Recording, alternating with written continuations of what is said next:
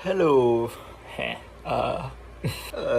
Tadi saya duk main lagu Phoebe Bridgers Killer dekat ukulele saya, and then tiba-tiba je kucing saya datang masuk bilik dan duduk kat bawah tu. Ada lagi kat situ.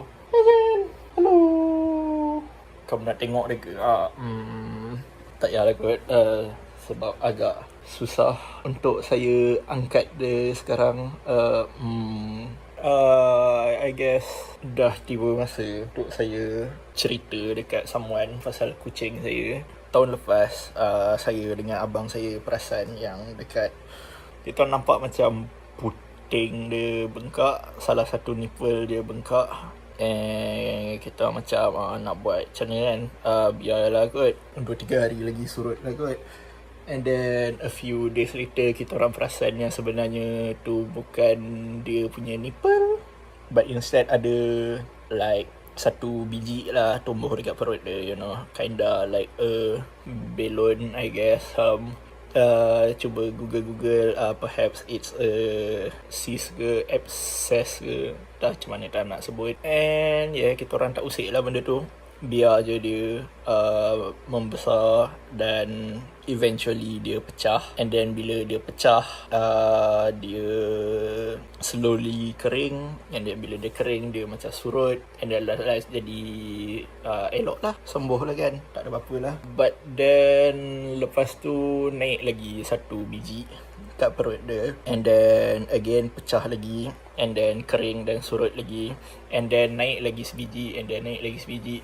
But then suddenly lepas the most recent one tu dah pecah, somehow dia tak surut and dia tak kering, and itulah dia like ada macam satu kereta macam kawah kat bulan tu, you know, like dia still timbul, dia still ada bentuk macam bulat, tapi dia dah pecah, so dia macam ada lubang kinda. And then walaupun yang tu tak surut lagi, tak kering lagi, ada satu biji lagi naik, and then ada satu biji lagi naik, and then ada satu biji lagi naik, and then itulah they keep on growing and they kept on popping tapi tak surut-surut, sampai ada satu at some point tu benda tu dah start berbau dan memang nampak lah macam ada nanah tu. So saya pun immediately beli carrier kucing yang macam backpack tu dekat Shopee. And then bila benda tu sampai, esok tu saya terus bawa dia pergi klinik. Saya cuba cari klinik murah, klinik government. Saya bawa Jane pergi klinik government, vet government. And klinik tu sangat under-prepared. Like dia memang sangat-sangat tak lengkap. Oh, Jane nak minum air. Like dia, entahlah, klinik tu macam tak ada sebarang tools, dia tak ada sebarang ubat. Doktor tu just macam flush, just cuci perut dia dengan hydrogen, and then tembak perut dia dengan iodine. Doktor tu kata, oh, ini skin infection ni biasanya jadi bila kucing beranak. Kucing kamu ada beranak ke baru-baru ni? The thing is, Jane duduk rumah kot, like mana ada beranak. Dia tak ada jumpa mana-mana kucing lain pun. Tapi itulah, doktor tu keep on insisting that, oh, ini skin infection sebab beranak ni. Macam, Dia bagi saya satu botol kecil hydrogen, satu botol kecil iodine, and multivitamin. Tu je yang dia bagi. Dia suruh saya apply benda tu hari-hari kat perut Jane. Hydrogen tu guna untuk cuci perut dia, and then iodine untuk disinfect, and then bagilah dia makan multivitamin. Saya tak mampu nak bagi Jane, nak paksa Jane makan ubat pil, you know. Tengok video dia orang buat senang kan kat YouTube, macam pegang je jaw dia, nanti dia ngangak, oh lepas je ubat dalam mulut dia. Tapi susah nak mampus. I guess saya tak sampai hati nak paksa dia buat something. So saya just campur je vitamin tu dalam makanan dia. Okay lah, dia boleh makan lah the first few days tu. Saya pun start apply iodine, hydrogen dulu, and then iodine, like macam apa yang doktor tu instruct lah kan. And then selepas 2 hari saya perasan yang Jane sangat sakit. Like lepas saya apply hydrogen dengan iodine je, dia akan sorok belakang kerusi lah, belakang almari lah, belakang peti sejuk, tempat-tempat yang saya tak boleh capai. And then dia start tak lalu makan. Yang itulah, bila saya apply je hydrogen dengan iodine tu, dia akan sorok belakang peti air sampai 2-3 hari kadang-kadang, tak keluar, tak makan. And then bila dia keluar, saya apply balik, and then dia sorok balik 2-3 hari. Even saya bagi treat pun, dia macam takut nak makan, tak lalu nak makan.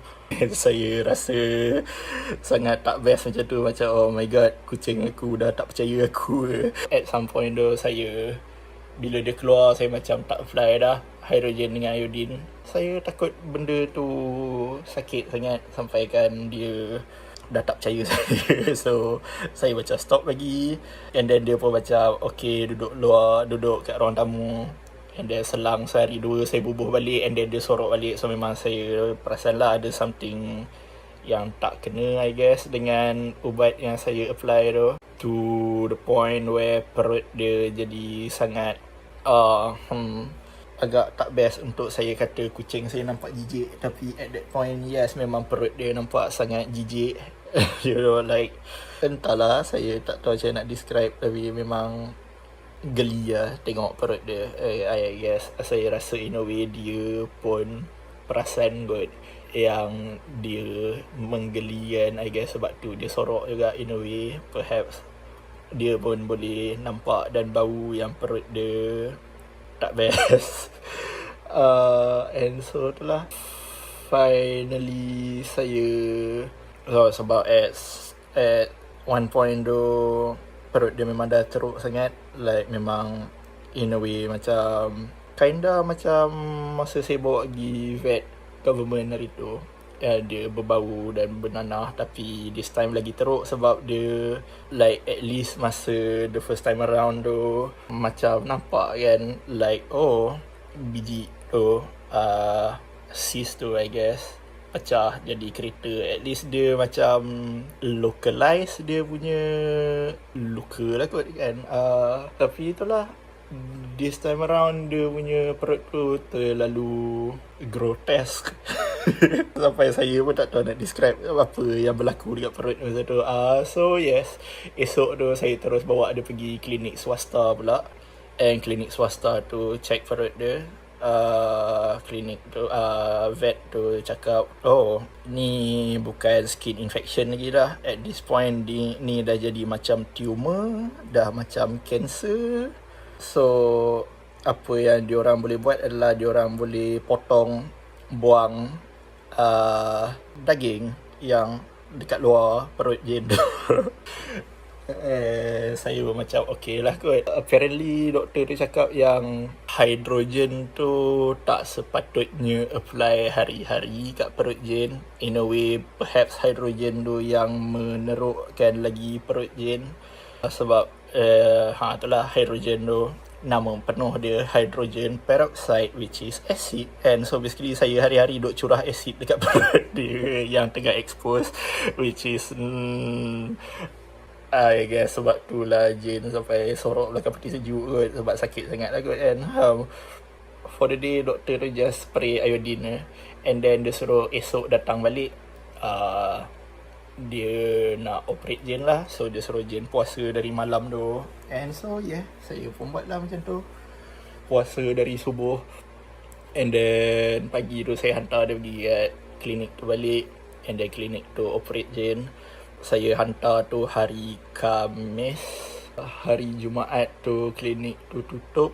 Hari Sabtu baru dia buka balik. And hari Sabtu lah baru saya dapat ambil Jane balik. So tengah hari tu dia hantar gambar, tunjuk oh Jane dah siap operate dah. So dia share lah gambar Jane duk terbaring, ada jahit besar nak mampus sepanjang badan dia. Badass juga badass lah. Tapi itulah, memang nampak Jane sangat lemah dalam gambar tu. Memang nampak kesian gila. You know, like sebelum ni every time kalau ada orang datang rumah saya memang orang semua nampak jin sangat besar, sangat, nak kata gemuk tak adalah gemuk, tapi memang agak berisi lah, kinda I guess. Itulah, sejak operate tu memang dia jadi keding gila. And saya ingat, I guess coincidentally, hari yang Jane stay dekat klinik tu, abang saya stay overnight dekat rumah kawan dia. So malam tu baru saya perasan yang wow, sebenarnya dah lama saya tak berada dalam rumah ni sorang-sorang. You know, like in a way, even sebelum masa mak saya ada lagi pun, Jane dah ada dah dengan saya. You know, like even lepas mak saya meninggal, even kalau abang saya pergi kerja ke, bermalam kat rumah kawan dia ke, at least ada Jane dekat rumah. You know, like in a way I was never alone. So malam tu memang serius saya rasa macam pelik gila, like macam orang gila dia lah. Macam tak, rasa macam bodoh gila sebab biasanya bila saya dengar je Jane lalu depan bilik saya apa ke, memang saya akan immediately panggil dia, like macam hi Jane, hello, you know. So itulah, malam tu like macam the slightest sound yang saya dengar pun saya macam instinctively jerit, hi Jane, hello. And then 5 saat lepas tu saya tiba-tiba teringat yang jap, mana ada Jane kat rumah ni, the hell. Entah, saya rasa sangat pelik dan sangat lonely 2 malam tu. But yeah, finally Sabtu tu Jane balik rumah. And then itulah, Jane balik rumah memang letih nak mampus, dengan jahit besar nak mampus sepanjang badan dia tu. Doktor still suruh apply iodine hari-hari, suruh bagi makan ubat, bla bla bla. And itulah, Jane memang letih, you know, like memang tak larat. You know, I mean baru operate kan, takkan dia nak lari-lari. Biasanya dia akan tidur dengan saya atas katil saya, you know. Dia memang akan baring, kalau tak dekat kaki saya, dia memang akan baring kat celah kangkang saya, or literally dekat sebelah muka saya, you know. Kita orang memang selalu macam sondol-sondol tu. Itulah, like dia memang tak larat nak lompat atas katil saya pun, definitely tak larat. Kalau saya bawa dia naik katil pun kan, dia tak boleh nak turun pula kan. So saya pun ambil tilam lipat belakang dia, bentang kat ruang tamu, and saya pun tidur dengan dia atas lantai. Itulah, Sabtu tu kan dia baru balik rumah. And then selang 2 hari lepas tu, Isnin tu pula saya start kerja baru. Saya masuk kerja, saya kena masuk kerja. Berat hati juga nak tinggal Jane. Dah lah dia tengah lemah gila macam tu kan. Tapi tak apa, sure saya buat je. And itulah, hari-hari saya balik rumah memang saya tidur dengan dia atas lantai. Itulah, dah seminggu, 2 minggu macam tu memang sakit belakang agak. Saya nak tak nak memang saya kena kembali tidur di atas katil lah untuk kesihatan saya sendiri. And then itulah, selang 2 minggu pun saya bawa Jane balik pergi klinik tu, nak buka jahitan dia tu. And itulah, masa doktor nak buka jahitan tu, dia nampak yang still ada biji yang baru naik. Maka doktor tu boleh sahkanlah yang Jane ada kanser. However, klinik diorang pun not well equipped juga. So dia ada recommend satu, basically dia bagi 2 choice lah dekat saya. In fact, sebelum masa hantar Jane pergi operate pun dia dah cakap dah siap-siap, kalau ada biji naik balik lepas tu, ada 2 je choice. Satu, sama ada biar je biji tu naik sampai Jane mati ataupun boleh bawa pergi klinik swasta lagi satu ni dekat Seremban. Klinik ni boleh buat biopsi, so basically dia boleh tahu kanser tu kanser jenis apa. Klinik yang sekarang ni suggest sama ada kanser mammary gland atau kanser kulit kot, tapi again diorang tak tahu. Perhaps klinik baru ni boleh bagi tahu. Itulah, kalau pergi situ diorang akan buat biopsi, and selepas biopsi Jane kena undergo 12 sesi kemoterapi. And doktor klinik yang sekarang ni dah cakap siap-siap yang kos dia memang akan jadi sangat mahal. Most probably kita orang discuss, memang saya tak mampu lah, probably mencecah 4 angka. So yeah, kita orang pun decide, I don't know, biar je lah kot. In a way saya tak ada choice lah kot kan.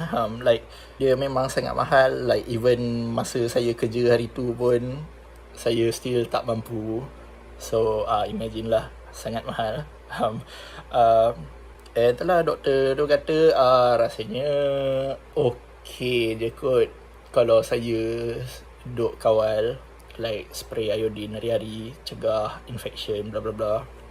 Cuma risau kalau biji tu kanser tu pergi ke paru-paru je.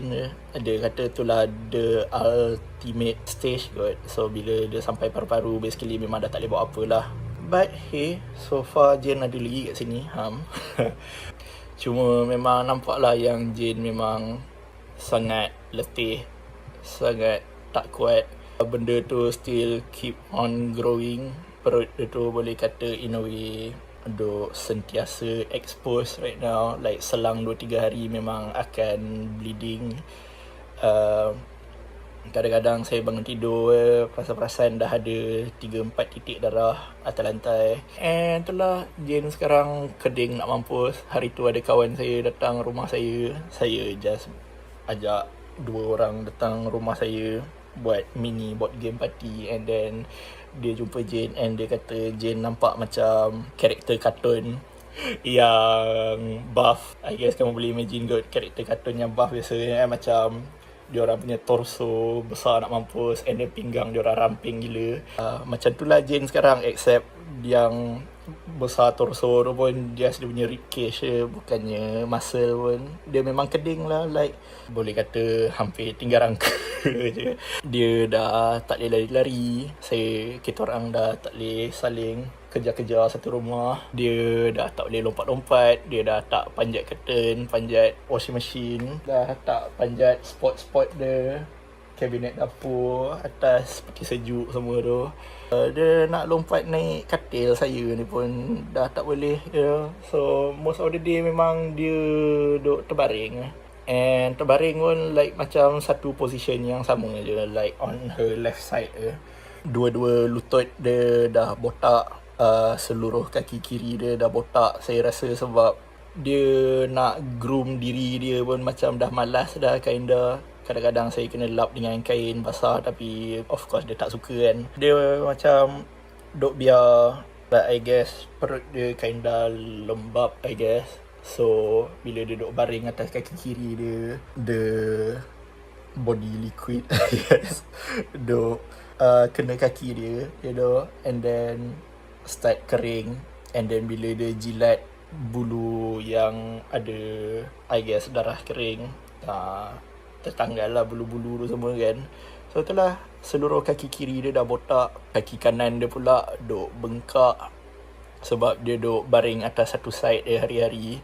Tu pun kadang-kadang saya still angkat dia tidur dengan saya atas katil juga. Saya lapik lah dengan selimut ke apa kan. Semalam pun saya tidur dengan dia, tapi itulah bangun-bangun jadi perasan ada satu tompok darah yang tak like dia bukan darah pekat like macam luka fresh or anything. Dia just entahlah, malas lah nak describe. Tapi selera makan tak payah cerita lah. Even masa operate tu pun doktor dia macam tanya saya, kucing kamu ni special need ke? Kenapa bila duduk dengan dia baru dia nak makan? Tapi Jane memang dari dulu macam tu. Saya rasa saya pernah cerita kat kamu kan, yang dia memang kinda malu atau malas nak makan sendiri. Kadang-kadang memang saya kena suap dengan tangan baru dia start makan. I guess in a way dia still macam tu, tapi lagi teruk lah kot. Basically mangkuk makanan tu memang dia takkan pergi makan sendiri, unless kalau saya ajak dia pergi ke mangkuk dia. Hari-hari memang saya akan panggil dia, saya akan march saya akan hu dengan dia pergi kat mangkuk dia, and dia memang akan ikut saya lah kalau saya buat macam tu. And itulah, saya kena ambil 4 biji kibel swap kat dia, and then ambil 4 biji kibel swap kat dia sampai dia dah tak lalu. Tak lah, abang saya kata memang nampak yang Jane depressed sebab recently dia banyak sorok dekat tempat-tempat yang susah nak capai tu, belakang peti sejuk lah, celah katil abang saya lah. And kadang-kadang bila dia sorok tu, saya panggil dia, dia tak menyahut pun, dia tak keluar pun. But at least still sehari sekurang-kurangnya adalah sekali dua dia keluar, makan juga, minum air juga, duduk kat kaki saya juga. So it's still okay kan. Cuma itulah, memang nampak lah the joy, the fun, the life slowly being sucked out of her and abang saya macam recently duk bring up something, like macam duk tanya soalan-soalan macam kita nak kena hantar Jane pergi vet untuk tidurkan dia ke, and macam apa you nak buat kalau Jane tiba-tiba mati. And abang saya tanya macam, kalau Jane mati kita nak buat apa, nak tanam dekat depan rumah ke kita nak bakar, nak simpan abu dia. Like saya tahu abang saya duk tanya soalan-soalan tu from a good place in his heart, tapi still scary lah juga, and saya kinda teringat, di almost exact same position years ago masa mak saya kena COVID dulu kan. Saya pernah cerita kat kamu, like macam bila saya dengar lagu Phoebe Bridgers, Killer, when I'm sick and tired, when my mind is barely there, when a machine keeps me alive, and I'm losing all my hair. Literally, Jane don't lose her hair. I hope you kiss my rotten head and pull the plug, So yeah, saya rasa macam saya diletakkan dalam position tu balik. Except this time saya rasa macam decision tu lagi berat, lagi tak tahu macam nak describe, active. It's more of an active decision, I guess, compared to masa mak saya dulu. Sebab masa mak saya dulu macam, kita masing-masing kena quarantine. Mak saya duduk bawah jagaan doktor dekat hospital, dekat ICU. Doktor duk bagi nasihat macam, jantung mak saya dah tak kuat. It would take a miracle untuk mak kamu sembuh. So I guess in a way macam doktor tu kinda guide me to do the decision, walaupun at the end of the day saya decide untuk tak pull the plug juga. Tapi itulah, this time dengan Jane ni dia macam lagi scary, like macam saya hari-hari duk nampak dia kot depan mata macam ni kan. Like sure memang nampak yang dia macam murung tapi dia still duk bernafas macam biasa, in a way. Dia still duk makan kat hujung jari saya. Dia still duk sondol-sondol kaki saya dengan kepala dia. Like dia still duk ikut saya bila saya march ke arah mangkuk dia.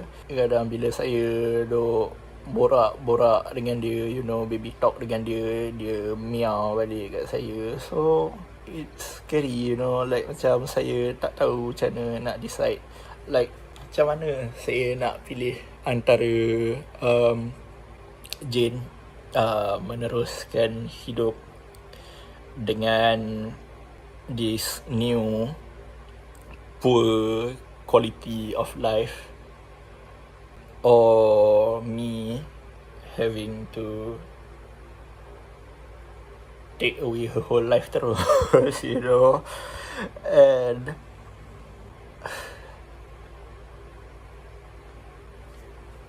tak lah, kalau boleh saya tak nak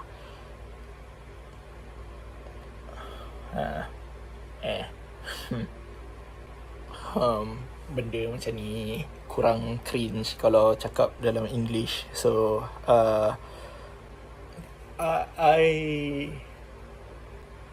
susah sangat nak cakap ni. Tak, saya rasa kamu boleh faham juga kalau saya cakap. I don't want to talk about all this to you, I want to talk about it with you. Make sense ke? Make sense kot. You know, like macam saya nak dengar input dari kamu. You know, saya nak kamu, I don't know, tenangkan saya or validate kerisauan saya, you know, bagi saya semangat or harapan or, you know, offer me imaginary hugs seperti mana yang kamu tawarkan bila saya cerita kat kamu pasal mak saya dan sebagainya, you know. You know, dalam video hari tu saya cakap yang one of the things yang saya rindu, you know, was that I miss not having to earn the right to be vulnerable, you know, with you. Tapi sekarang ni itulah exactly what I'm feeling like I'm doing right now.